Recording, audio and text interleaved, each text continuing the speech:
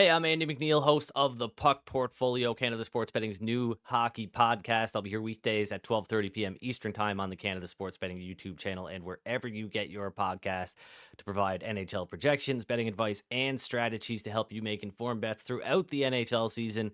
Please, if you have not already, like this video, subscribe to the Canada Sports Betting YouTube channel. We're almost at 1,000 subscribers, about 5 subscribers away at the time of this recording. So help us get there. It would mean a lot to reach that mark in just week 2 of the NHL season. Also, if you're thinking of signing up for any of the great sports books that are available to Canadians, we'll be talking about a couple on the podcast today. Check out canadasportsbetting.ca. You'll find sportsbook reviews and offers. Link in the description below. All right, let's go to tough night on Thursday. I went 1-4 on my money line bets, 3 of which I think were really good bets by my standard. I bet on the Maple Leafs at -112 and their odds closed -134. I bet on Vancouver at +132 and their odds closed +110. I also bet on the Coyotes at +138 and their odds closed at -102. So lots of closing line value on those plays, but unfortunately, only the Coyotes got the job done. Elsewhere, I had a small bet on the Sabres at +110 that closed slightly under that at +106. Not necessarily a bad bet, but given how close the game was and how unreliable Calgary is in close games, but a loser nonetheless. The worst bet that I made, though, was on the Edmonton Oilers at -190. Most shops closed with the Oilers around -200, so maybe that's a good sign. I don't think so. Market makers closed with the Oilers at -187, so by that metric, it was a bad bet. It got no respect from other bettors in the market, and the Oilers were awful. So, I mean, basically by every metric, betting on the Oilers to beat the Flyers was a terrible decision, right? So let's move on. Let's learn from it. Break down the schedule here for a busy weekend in the NHL. If you've been tuning into the show, you know what I'm talking about. So we'll get on to the schedule breakdown here. We've got rest days in the column closest to the team columns, and then we've got the load column, which tells you a little bit more context about what's going on, whether a team is playing back to back, 2 games in 2 nights, 3 games in 4 nights, stuff like that, right? The Arizona Coyotes, for example, 4 games in 6 nights, hosting the Anaheim Ducks in an afternoon game on Saturday. So Friday's slate, we've got 2 games. We've got Calgary at Columbus. Calgary on the first half or second half of a back-to-back. Sorry, they played Buffalo on Thursday, got the win in Buffalo, as I mentioned. And then we've got the Devils and the Islanders.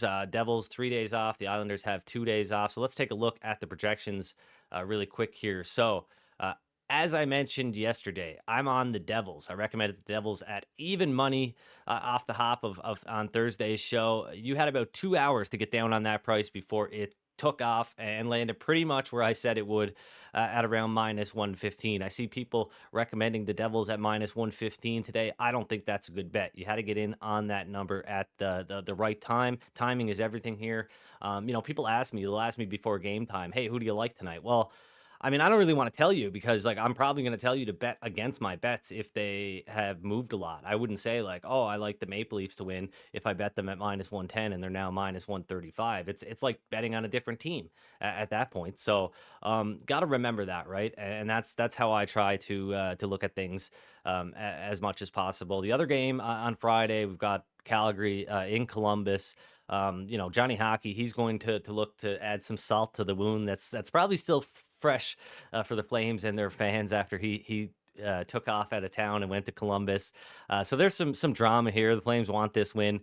I don't have any interest in this game from a betting perspective, though. So let's head back to the schedule breakdown. We'll look at Saturday, October 21st. First up, we got Detroit and Ottawa. Man, this is a big one, right? It's going to be fun. Detroit and Ottawa both battling to get back in the playoffs this season, and they're both off to a great start. Statistically, I think they actually match up closely to one another. They are two of the hottest offensive teams to start the season, so good signs there. Ottawa is the better team, in my opinion, and I think a lot of people will agree with it. That they've had a slightly tougher schedule, especially when you compare the goaltenders that they faced to the goaltenders that the Red Wings have faced. But there's not enough separating these two teams, in my opinion, to lay those kinds of odds. What we're seeing on the Senators right now, minus 150 or more on the Sens to beat the Red Wings. The projection model has the Senators winning this game almost 57% of the time, which converts to odds of minus 131. So let's head back over to the projections. We can see there the Ottawa Senators 56.8% chance of winning. That means their money line odds should be minus 131 according to the projection model. So if the market moves hard on the Senators here, I'm not sure it will, but I'm going to bet the Red Wings at around plus 140 or better, starting at 0.5 units. So it would be a small bet, but it's Red Wings or nothing for me at this point. Until then, I'm just going to stand pat. And like I said, the Ducks, they're hosting the the Coyotes are hosting the Anaheim Ducks in Arizona on Saturday. It's an early one. The Coyotes beat St. Louis on Thursday. They looked really good doing it.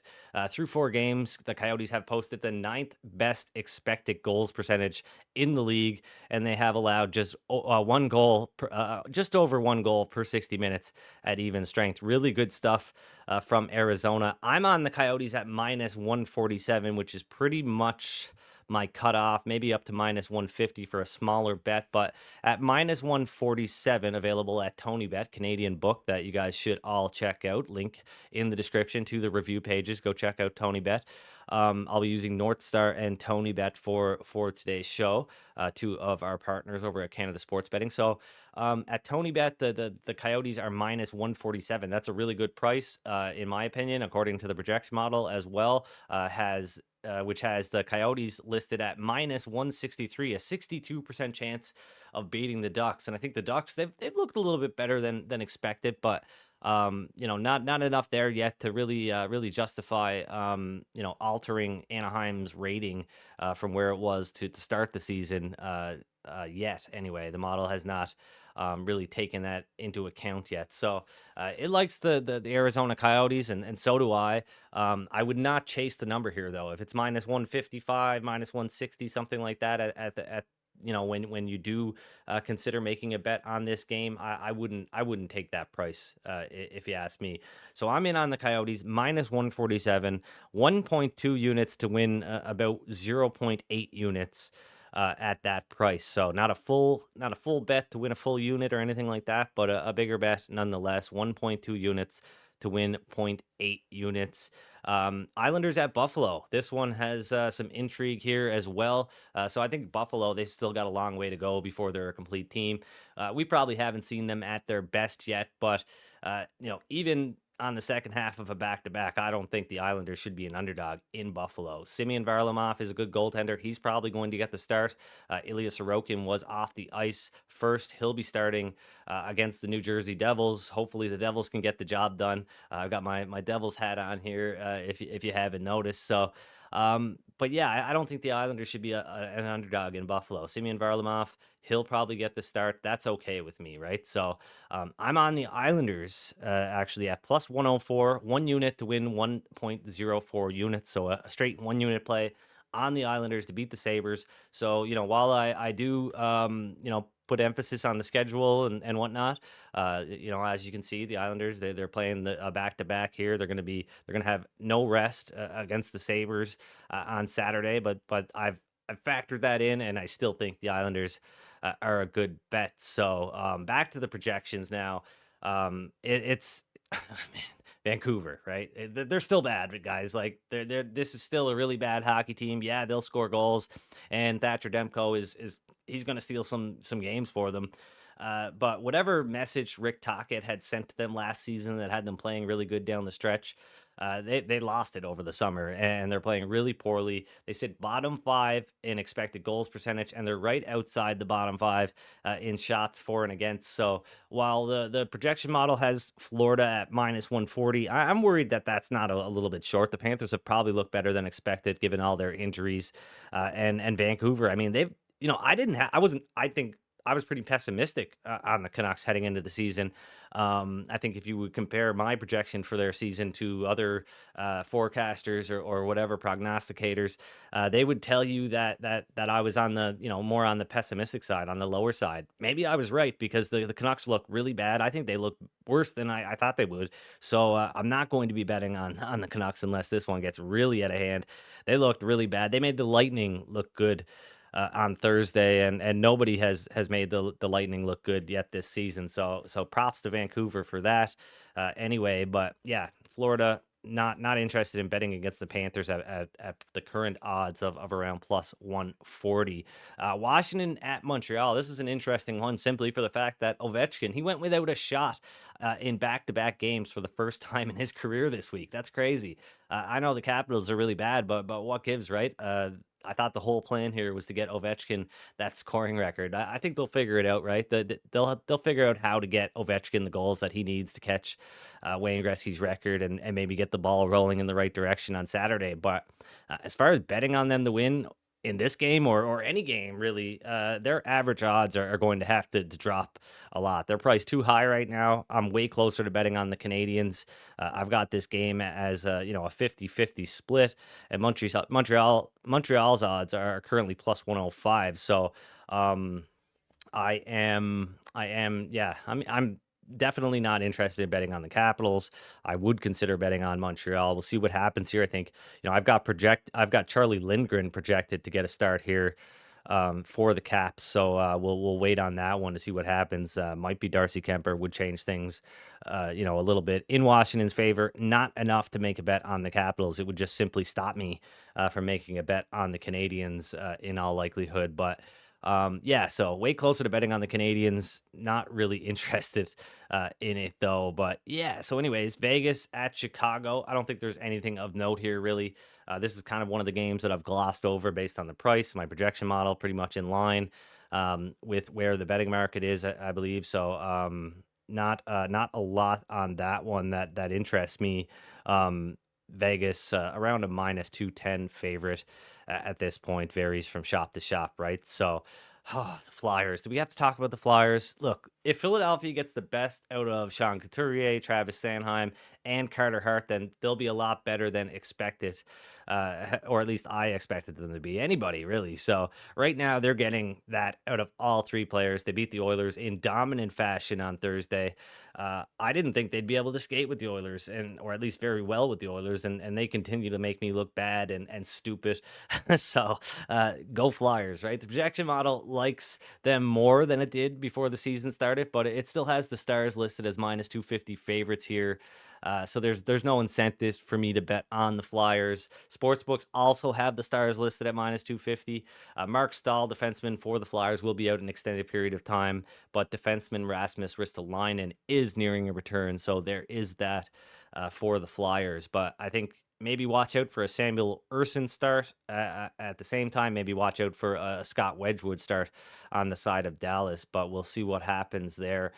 Not sure the Flyers would be a good bet at plus 215 regardless, but then again, I've seemingly got this team wrong so far to start the season, but there is an underdog that I do have a tiny, tiny, tiny bit of interest in. Look, the Blue Jackets, they're a bad hockey team.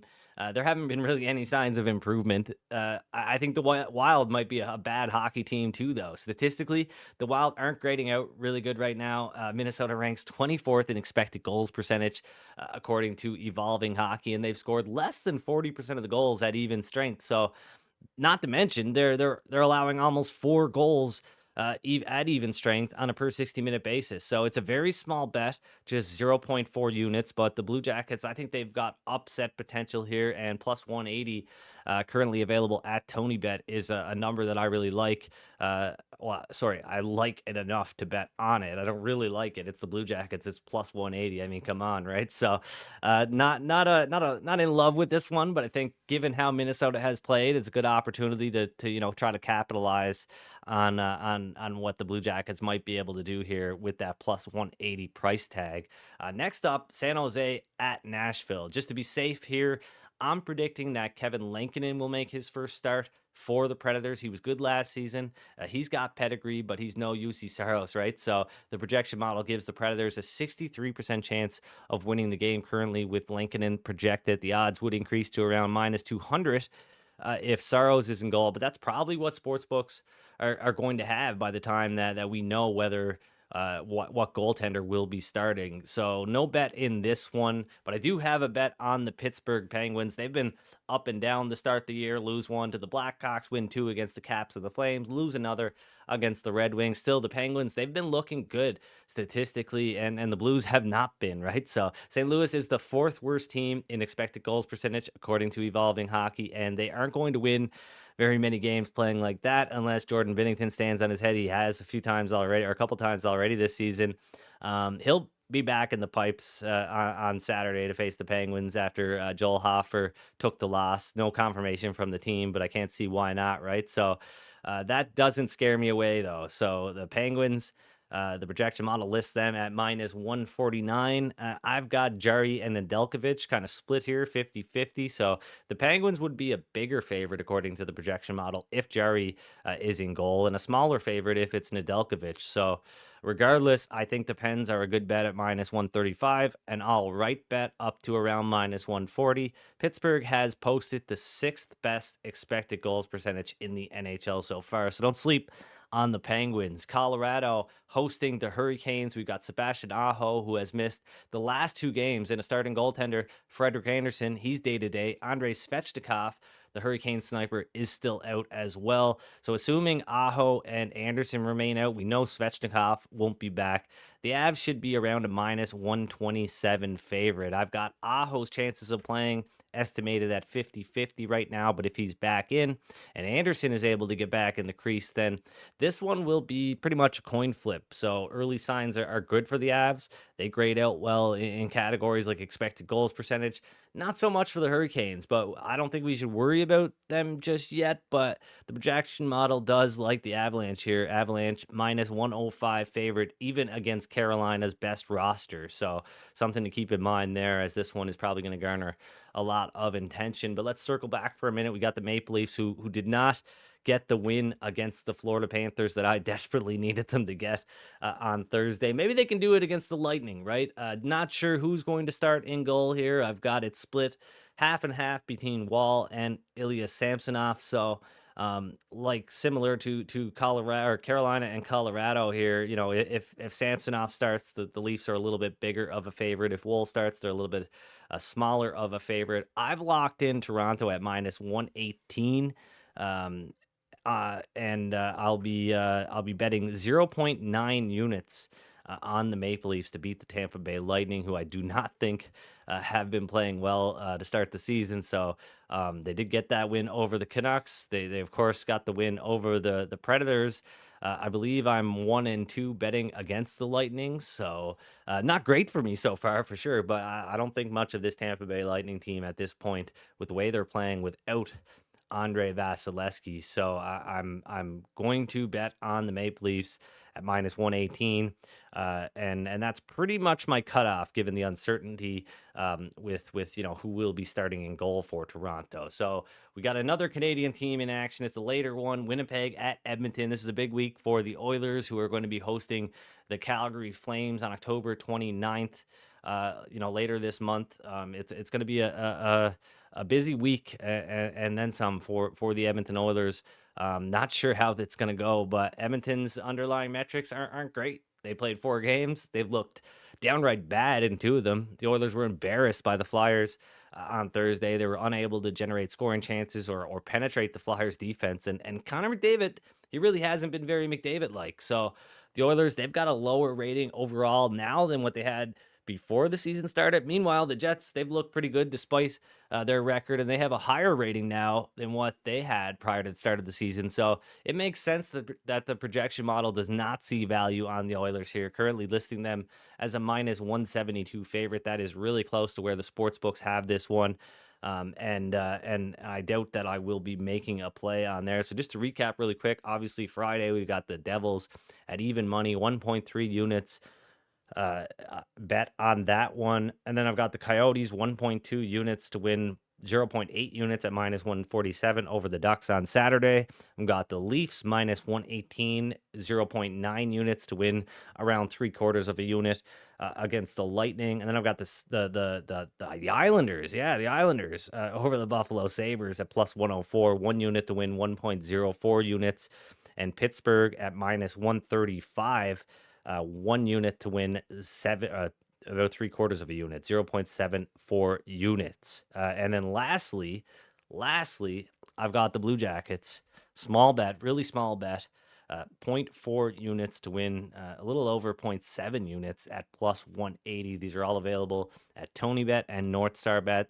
Link in the description below. You can check those out at canadasportsbetting.ca. So 2 games left to talk about. We've got the Rangers at Seattle. The Rangers, they're going out on their first Western Conference road trip. And we knew Jonathan Quick was going to get into a game or two on this road trip. However, with Igor Shesterkin getting pulled against the Preds on Thursday, not necessarily his fault, I guess, but the Rangers weren't good. Quick has already played some action, so not really sure what's going to happen there. I don't know if the Rangers will start Quick in Seattle, but that's how I've handicapped this game, just to be safe. Either way, it's going to make pricing the Rangers really tough on this road trip, with the chance that Peter Laviolette just tosses a live grenade into the mix and starts Jonathan Quick, right? So the Rangers, they're barely a favorite if Jonathan Quick is in the goal. Minus 106 is what the projection model has for New York in Seattle with Quick in goal. If it's Igor, the Rangers odds would increase up to the minus 145, minus 150 range.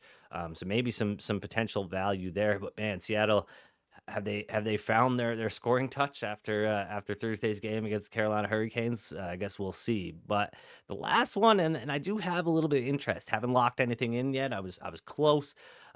It's the Boston Bruins and the Los Angeles Kings. I mentioned earlier in the week. We don't know anything about this Boston Bruins team yet. They this is the post Bergeron era. They've got arguably the easiest schedule of any team in the NHL to start the season. Boston's peripherals, their underlying metrics, they've been great. But as I mentioned, we just have not learned enough about this team to put a lot of stock into that. So the Kings, they've had a tougher schedule.